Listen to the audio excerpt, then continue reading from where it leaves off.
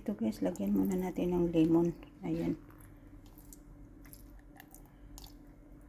Babad muna natin ng lemon. Asin na rin guys, asin. Ayan. Para maglasa. Siyempre, lagyan din natin ng kurkum guys. Ayan.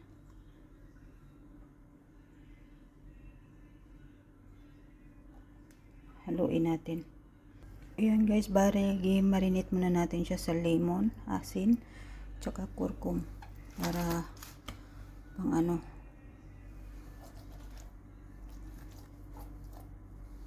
Mawala yung ano niya, langsa niya. Tilapia, malalaki na tilapia guys, ipiprito natin. Ayan. Mga 1 oras bago natin siya iprito. Ayan guys. Ayan guys, ang ating isda. Ayan, ipiprito na natin yan guys.